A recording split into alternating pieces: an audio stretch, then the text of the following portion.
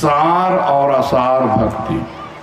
सार भक्ति बिना किए, असार भक्ति किए बिना सार भक्ति नहीं होगी, कभी नहीं होगी, ना हुई है, गुरुदेव कहते हैं।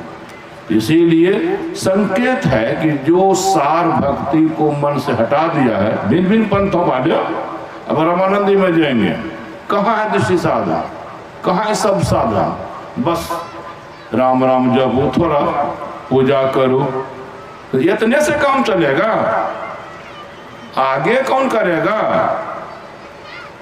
छठदम शील विरति वो कर्मा कौन करेगा? सातम सम महिमय जग देखा कौन करेगा? पीपर तरु तर ध्यान सो धरई कौन करेगा? आम छाह कर मानस पूजा कौन करेगा? कहने का भाव है उनके लिए जो असार भक्ति की तरफ से बिल्कुल मुंह मोड़ दिए हैं, असारे भक्ति में है। असार भक्ति सगुण साकार की भक्ति, सार भक्ति निर्गुण निराकार की भक्ति।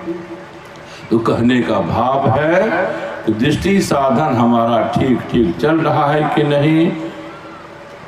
यदि हमारी आंख भीतर की खुल गई, तीनों लोग दिखाई पड़ते हैं, यहाँ तक कि जितने देवी देवता हैं ना, आपकी दृष्टि आंख खुलेगी या आप देखेंगे आपके सब तरफ हाथ जोड़े खड़े। जिन देवी देवताओं की आप भक्ति पूजा करते थे, रोते धोते थे, कैसे होगा यह, कैसे होगा वह, वही देवी देवता हाथ को जोड़े रहेंगे, कहेंगे हमको भी एक दिन सेवा का मौका दे। ऐसा अगर हो रहा है तो समझ जाइए दृष्टि साधन पूरा है। नहीं हो रहा है तो क्यों नहीं हो रहा है? आपका मानस ध्यान नहीं हो रहा। मानस और ध्यान तीन प्रकार का गुरुदेव बताया है ना, स्टेज है ना। जैसा रूप अभी फोटो में देखते हैं, ऐसा रूप मन में देख रहे हैं, भी मानस ध्यान है। इस सामान्य रूप का मानस ध्यान इसको कहा जाता है। इसके बाद गुरुदेव कहते हैं सामान्य रूप जो भीतर में देखते हो, उसी पर बहुत देर तक अगर मन टिका रहेगा, वही रूप देर तक मन में दिखाई पड़ने लगेगा, तो वह रूप सामान्य नहीं रहेगा, वह रूप दिव्य होता जाएगा। उसमें एक विशेष चमक उत्पन्न होगी, उसमें विशेष आकर्षण उत्पन्न होगा, और होते होते लगेगा साक्षात वही है जिनको आंख से जीवन में, और बात भी हो सकती है।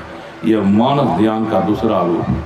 तीसरा रूप है सूक्ष्म मानस ध्यान। गुरुदेव कहते हैं कभी कभी साधक की दोनों नजरें मिल जाती है भीतर में, दोनों नजरों के मिलने से भीतर की आंख खुल जाती है। भीतर की आंख खुलने पर भीतर जो कुछ है प्रकाश है, दिखाई पड़ने जाता है, और प्रकाश में ऐसा रस है कि संसार के सब रसों से बढ़कर है। जितने विषय के रस हैं, ये विषय के रस उस रस के सामने बेरस हो जाता है। तो जब गुरुदेव कहते हैं एक बार भीतर में नजर जुट गई, भीतर के प्रकाश का रस मन को मिल गया, और बार बार मन चाहे वही रस बार बार उधरे मन खिंचावे जिधर रस हुआ है, ऐसा अगर हो रहा है तो गुरुदेव कहते हैं सूक्ष्म मानस ध्यान है। जब सूक्ष्म मानस ध्यान होने लगे तो दिव्य आभा रूप का मानस ध्यान जो हो रहा था उसको छोड़ दो, आभा रूप का ध्यान होने लगे तो सामान्य रूप का ध्यान छोड़ दो। इस तरह से है। सामान्य मानस ध्यान ठीक से हो तो मानस जब छोड़ दो, क्रम से एक दूसरे का मददगार है। इसीलिए साधकों को क्रमबद्ध जाना ही पड़ेगा, तब कभी न कभी